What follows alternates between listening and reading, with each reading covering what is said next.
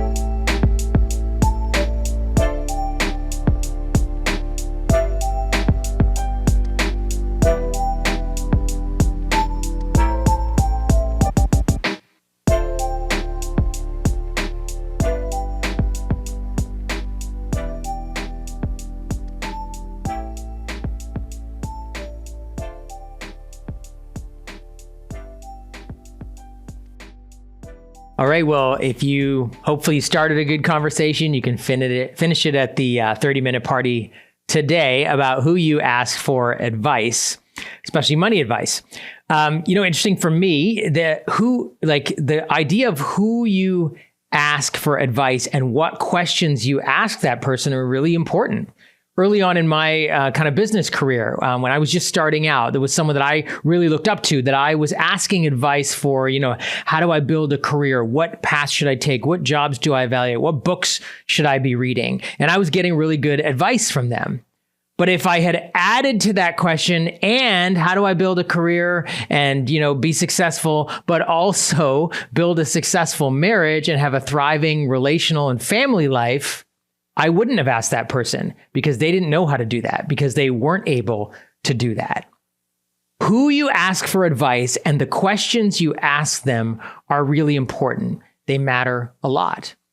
And this is especially true when it comes to questions about finance, wealth, and possessions. Right? Don't just ask someone who's been able to afford luxury cars and beautiful villas and great vacations for advice unless you see the rest of their life and you say, yeah, and I also want that, and I also want that, and I also want that. Look at their whole life before you ask them advice about one piece of their life. Don't just ask someone who's been able to accumulate a great nest egg and retire early for advice on finances and how to do that without seeing and knowing what else they accumulated in life. Where is everything else at? What is the condition of their life going to be like when they retire or as they have retired?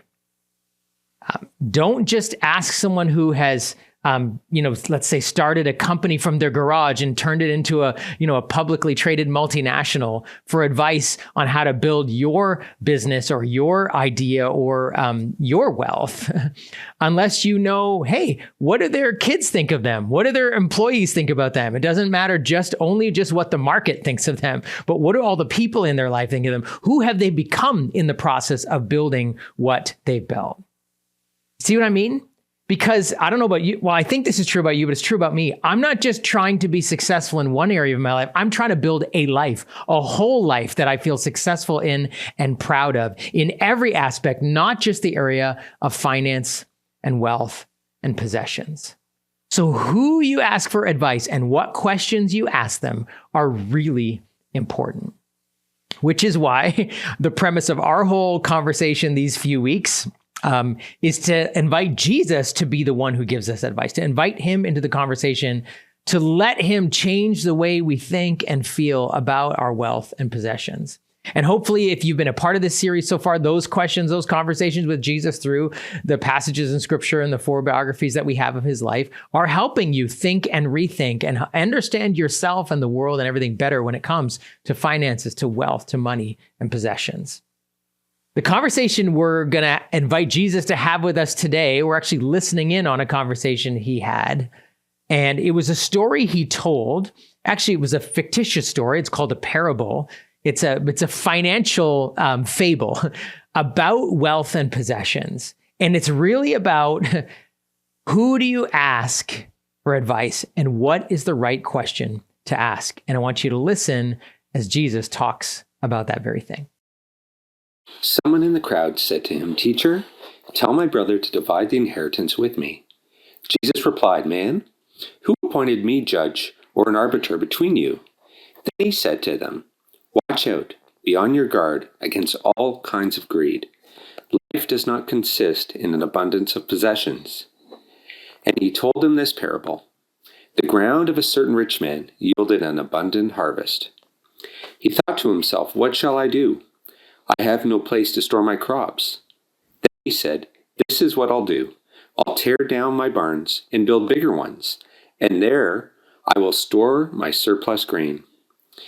And I'll say to myself, you have plenty of grain laid up for many years. Take life easy, eat, drink, and be merry."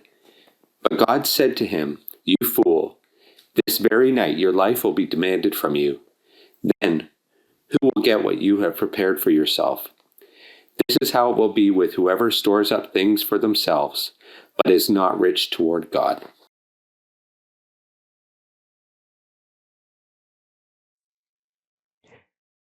Look at right off the top, one of the problems with this story for us as we listen is we might think that this has nothing to do with us. And part of the reason for that is the way that this parable or this story is named in most of our Bibles. In most of our translations, and the one that was read for us here in the New International Version, the head of this says, "the rich fool," which we go, well, that's not me, right? Those are two words that none of us would say, oh, that doesn't describe me. Most of us would not say, no, I'm not rich. Like, I'm definitely not rich. Rich is like a word, it has negative connotations, first of all, so we don't like that idea. But it would describe like the Sultan of Brunei or Richard Branson or some billionaire, which is not me. I'm not rich, right? And so we'd think, oh, this has nothing to do with me. What about that? Yeah, this guy, he was rich. He had problems, but not me. I'm not rich. And none of us think we're fools, right? No, nobody wants to say that. And so we just think, oh, this has nothing to do with me. This is about that rich fool in the Bible, but not me. The other word that's problematic for us, which we discussed a couple of weeks ago, is the word greed that shows up here in this passage. And none of us like to think we're greedy, and nobody is like, no, I don't want. I'm not that kind of a person. I'm not money hungry, money grabbing, all of that kind of stuff. But a couple of weeks ago, we defined the word greed in more simple terms and probably broadly applicable terms. It is the desire for more. Greed is the desire for more, and that is the subject of this parable. And in fact, if I can add a definition to it that really makes sense in the context of this story that we're listening to from Jesus today, greed is the desire for more or having or wanting extra. Extra, right? Greed isn't this, I want to be a billionaire. Greed is just wanting more or the desire, or even in this case, possessing or having extra, more than we need. And Jesus says, before he kind of tells this financial fable, he says, watch out, be on your guard against all kinds of greed. He's warning his listeners, saying, be careful, watch out. There's so many different ways that we can want to have extra, like the desire for more, or suddenly find ourselves with extra. And he's actually saying, be careful if you suddenly realize you have extra. Not just the desire for more, but be careful if you actually have more than you need. If you have extra, be careful. He's warning his listeners. Why? Is Jesus just kind of a minimalist and it's like, oh, be afraid of money. Money is a bad thing. Get away from it. It's better to be poor. It's better to have nothing or whatever. Is that what he's saying? That's not Jesus' mentality. He actually really tells us why we have to be careful of having a bit more. And this is so powerful. This is the verse that sets up how we're going to listen to the story he's about to tell. So don't miss this. He says, here's the reason he's warning them to be careful about wanting extra or suddenly having extra, more than we need. Because, he says in verse 15, life does not consist in the abundance of possessions. Life does not consist in the abundance of possessions. Now let's just camp out on this word for a minute, because this is such a profound statement. When he says the word life, and you've heard me say this before, but the Greeks, and you read in the New Testament, there's 3 different words that you can see in the Greek language that are used for life. One is the word psyche, or where we get psyche, or that often is translated in English as soul. Another one, which is actually used later in this passage. Another one is bios, which is where we get, biology. It's like that refers to life as like physicality, breathing. But the word here, when Jesus says life does not consist in the abundance of possessions, is the word zoe. Zoe doesn't mean physicality, it means vitality. Life as in, I feel alive, vitality, purpose, meaning, joy, satisfaction. When someone's, when you kick back on a chair in the sun by the pool and you say, this is the life. You don't mean this is the, I'm breathing right now on the chair. You're like, no, this is living, right? And when the French say the joie de vivre, that's what they mean. This is really living. You're like, that's living, or I feel so alive. We're not talking about physicality, we're talking about vitality. We're talking about Zoe. Isn't that what we all want, right? That's what we want, to feel alive on the inside out, of persistent, consistent vitality, satisfaction, dynamism on the inside of us that allows us to experience life as it was meant to be, life to the full. And sometimes even the word eternal is put in front of this word in the language and teachings of Jesus, as in a never-ending source of vitality. Isn't that what we all want? And listen to what Jesus says. He says that life, that Zoe, what you all want, does not consist in, or in other words, has nothing to do with the abundance of possessions. And the word abundance, lest we just think that means an extravagant amount. Do you know what it means? It means extra, additional, or more than you need. This is so powerful. Jesus is taking 2 things that we always put together and decoupling them and saying, hey, vitality, Zoe, has nothing to do with having extra possessions, money, wealth. Which is the exact opposite of what we are being told all the time, right? If you want to be really alive, you got to be able to travel to this part of the world. You have to have a job that affords you the incredible kind of luxuries. Or, if you want to feel alive, you have to have hair that looks like this, and you have to have skin well into your 50s and 60s that's soft and perfect and looks young. And you have to be able to afford this, or live in such a place, or be able to take multiple degrees, or whatever it is, anything that wealth can afford you, or possessions, or a status in life, or just you have to be able to know you can retire young and really live your life. Freedom 55. That's what life is. That's what we're being told all the time. And Jesus says, no, these 2 things have no connection. Life to the full has no connection, inherent connection to the abundance of possessions, or extra, or having more than enough. And so we need to see the story that Jesus is about to tell as explaining to us what life to the full is really about. Where does Zoe come from? If it's not tied to this having an abundance of possessions, of clothing, of wealth, of food, of experiences, or travel, or retirement, or, we said a few weeks ago, right, how money means different things to us. For some of us, it means control. For some of us, it means security. For some of us, it means enjoyment. It means different things to each of us. And those things are often things that we tie. We say, oh, if I can get this wealth, if I can get this amount, then I will have enjoyment. Then I will have security. Then I will have identity. This tells me who I am. Then I will have control over my life. And Jesus is actually saying, no, life to the full does not consist in how much you have or what you have or extra or the abundance of possessions. These two things have no connections. So let's listen to the story that he begins to tell to illustrate this very point. And he says, there's a farmer who is already wealthy. He's already rich, which means he has more than enough, who has a bumper crop. All of a sudden, there's a huge harvest and he has a ton of extra. This is the repeated theme in this parable, extra. That's what the word abundance means. That's what greed means, the desire for more or having more than you need or extra. And suddenly this person who already had more than enough suddenly gets even more, even wealthier, even richer. He had everything he needed, and then he got more. And listen, when this happened, he asked the wrong person the wrong question. He asked the wrong person for advice, and he asked them the wrong question, and it ends very poorly for this man. Who did he ask the question to about what he should do? He asked the wrong person. He asked himself. Right? It says he said to himself, what should I do with all this extra?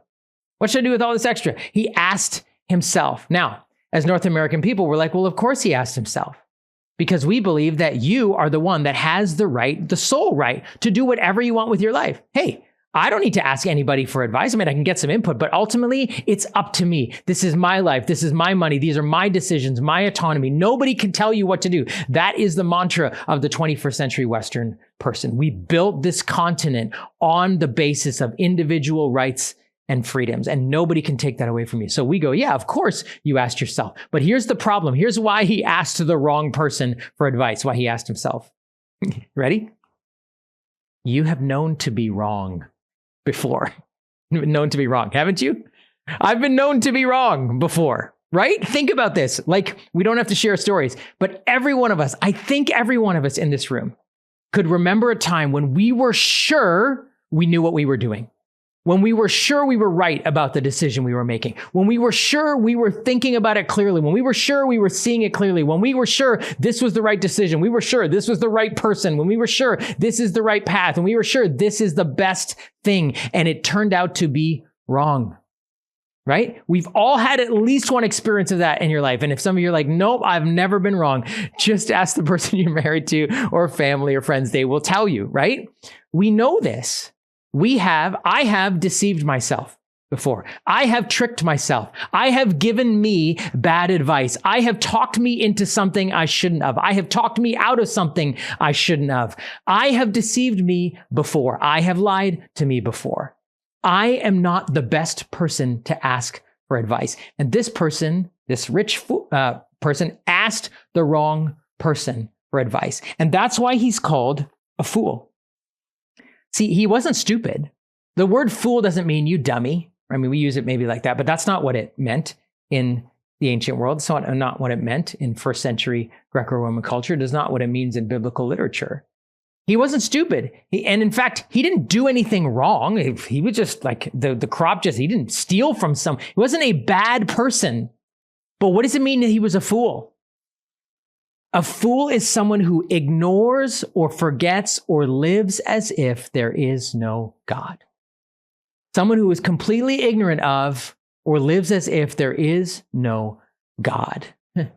He doesn't invite God into the conversation. He never thought to ask God what he should do with all of his wealth. That's why he's a fool. He asked the wrong person. He should have asked God. He should have asked him for advice, not himself. And he asks the wrong question. He just sort of assumes that this is for him and it's up to him. And he's like, okay, well, what should I do with all of this? How am I going to make room for my extra? That's the problem he's trying to solve. That's the question. He's like, oh, I have all this. I don't have room for it. My barns are full. Oh, I know what I'll do. I'll tear down my barns and I'll build more so I can just have all of this space. He didn't ask the right person the right question. He needed to ask God what he should do. And here's the question he should have asked. Why do I have extra? Why do I have extra? He assumed it was up to him and it was all for him, right? So he didn't ask God anything, and he never thought to ask, wait, why do I have extra? He was just scheming for how to keep it, how to build bigger barns, and he's a fool. And Jesus says, why? He says, in the end, tonight, in fact, this very night, Jesus says, God says to him, your life will be demanded from you.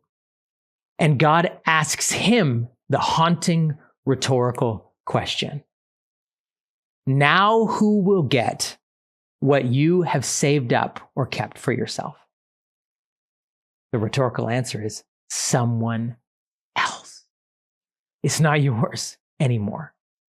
All of this driving and planning and scheming, you tried to keep it. You were a fool for doing that. You didn't take God into account. You tried to hang on to it, and now you're gone and it's gone. What is Jesus' point? Is he trying to shame people and, like, you dummy, you fool, like you shouldn't have done that? Jesus doesn't shame us for that. He's trying to make a point, and his point comes in the very last line of this parable. He says, this is how it will be, verse 21, this is how it will be for everyone who stores up things for themselves, but is not rich towards God. It says people who don't ask the right person the right question, in the end, they kind of lose life, lose vitality, right? This is the secret. You don't get the vitality, the fullness, the joy, the satisfaction, and whatever you had that you thought was the source of that is gone. Jesus says, this is how it will be for everyone who stores up things for themselves, tries to get through the extra, through the more, the abundance of possessions, tries to get life, and is not rich towards God. And we think, oh, to be rich towards God means like God is this this sounds like, sinister, evil God who just wants to take our money from us. And is that who he is? Or is he like Caesar in the Roman Empire, which is what the listeners that Jesus was around, like what they saw the empire. They saw the Roman Empire that taxed them over 90%, that just stole their money. And is that who God is? Does he mean when he says, oh, be rich towards God, you should have given God money? Is that what this is? Which we know, like, that's absurd. And in fact, so many times in scripture, God says, I don't need your money. I own everything. I don't need you, right? God does not need our grain. He doesn't need food, shelter, clothing, a bed, a roof over his head. He doesn't need TFSAs. He doesn't need RSPs. God doesn't need anything. So what is Jesus getting at when he says, this is how it will be? In a sense, you lose life if you are not rich towards God. What does it mean to be rich towards God? It's actually a play on words. It's a double meaning that wraps up this whole story that we see continually throughout. To be rich towards God, the word rich translated here from Greek, the Greek word is plusios, and plusios means, get this, full. Full. And that's been a recurring theme through this whole passage, right?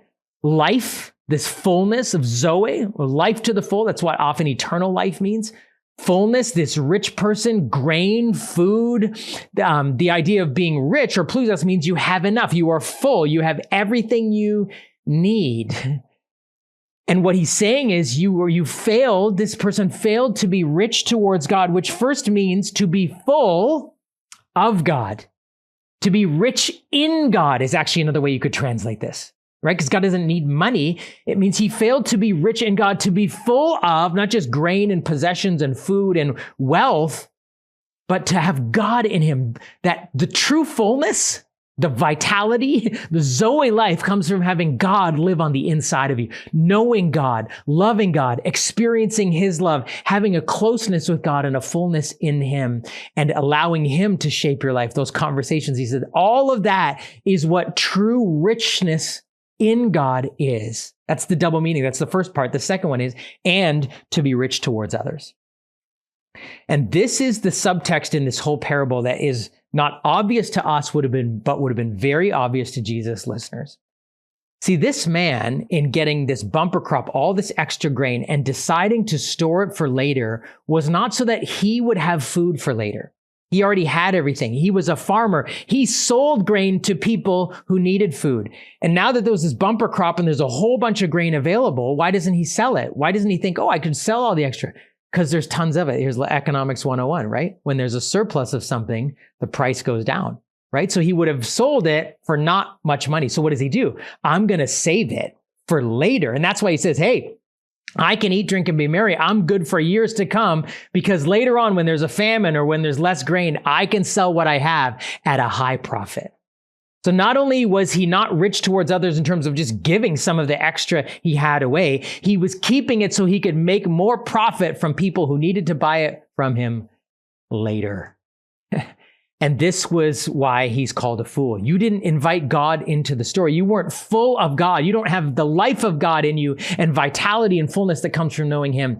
And you failed to be rich towards others, generous towards others, compassionate towards others. Instead, you're trying to make more and get more, even at the expense of other people who need it. That's why Jesus says, you're a fool. You're going to die tonight. And all that stuff you were saving for yourself is going to go to somebody else anyway. Someone else is going to get, and you missed out on being rich, truly rich, full of God, rich in God, and rich towards other people. See, friends, the secret to life, fullness, life to the full, is asking God, asking the right person the right question. God, why do I have extra? How do I actually have your vitality, your life, your purposes, your love fill me up? How do I get filled up on the inside with what really can only fill me, the life with you and love from you? And how do I be rich towards others? I ask God, why do I have extra? And he would say, give it away to find riches, true riches and life and vitality and purpose and meaning and satisfaction in me and in being generous towards others. And friends, this is as relevant to us today as it was to these listeners 2,000 years ago because we have abundance. We have abundance. And many of us would say, no, I don't have abundance. Like that doesn't care. My life isn't full of possessions and wealth. I don't make truckloads of money. No, remember, the definition of abundance is having extra. And so judging by, if extra is more than what we need, can I just say this? If you have 2 shirts, 2 pants, and 2 shoes, and you have more than that, you have extra, right? You have more than you need, right? Because if you spill mustard on one shirt, you can wear the other one while you're washing it. It's the winter time, so you probably need something in the winter and a pair of shoes in the summer. But if you have more than 2 shirts, 2 pants, and 2 shoes, you have extra. If you have a little bit of money to be able to buy coffee outside at Tim Hortons or Starbucks or wherever, if you can order in from time to time, or if you can go out, even occasionally, even as a treat, you have extra. If you have a several $100 phone in your pocket that you recently or in the last couple of years upgraded, not because the one you had was broken, but because it was just obsolete or whatever, it still worked perfectly well, but you traded in for a better one, you have extra. Friends, judging by most of the standards in the world, most of us have extra. We have more than we need. And if we ask the right person the right question, we can start to see the extra we have as something to be given away in order to find that life and fullness and richness in God and in being generous towards others. Right? When we start to see, we ask the right person the right question, why do I have extra? God will say, to give it away, to be rich in God, to be rich in me, to let me fill those things.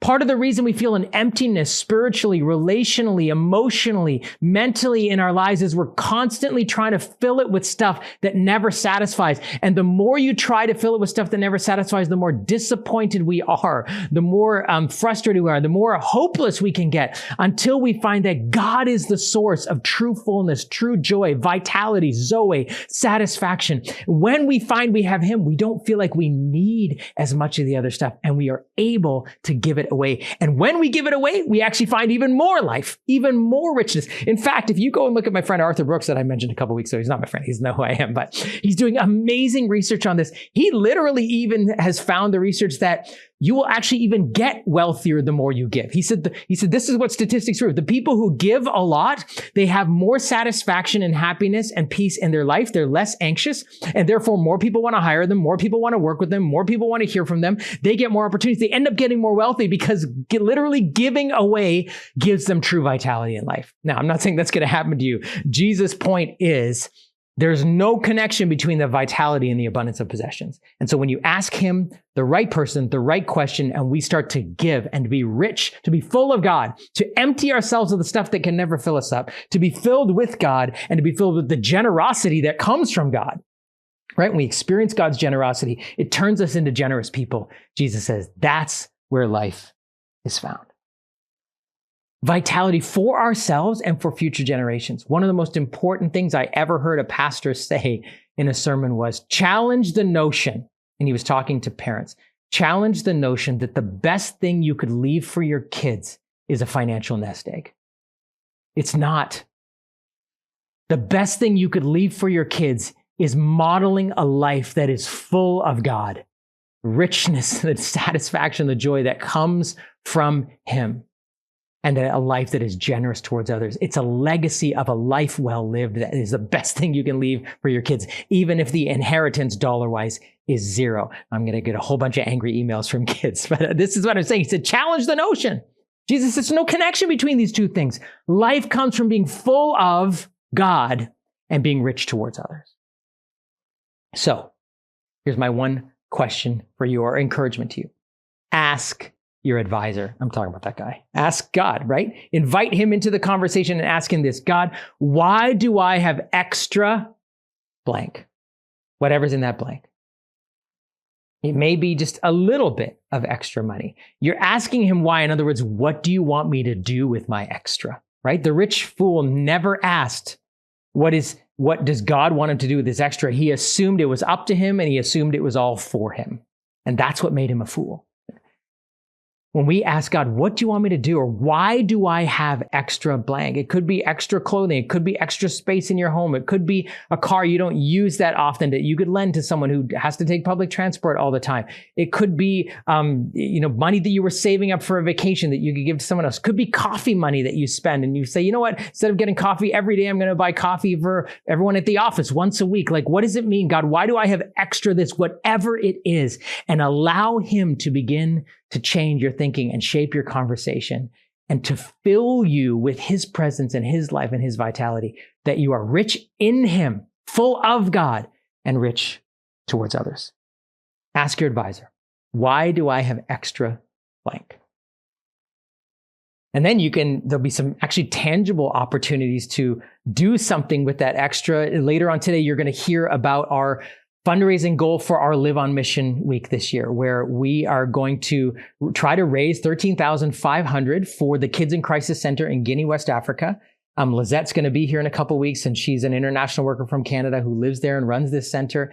And that $13,500 is going to cover all the tuition fees, school supplies, and lunches for all the kids at the center, and school supplies for the kids at 28 other orphanages that she's connected to in Conakry, the capital of Guinea. And so we're trying to raise money for that, and an additional $15,000 for our 3 partners that are our local partners in Bolton, in King City, and Vaughan. We can give them $5,000 each. So our total fundraising goal is $28,500. That's what we're trying to do. And that can come maybe from some of the extra that you have, or redirecting something, whether it's coffee money or vacation money, or just something you realize, no, I don't actually need this.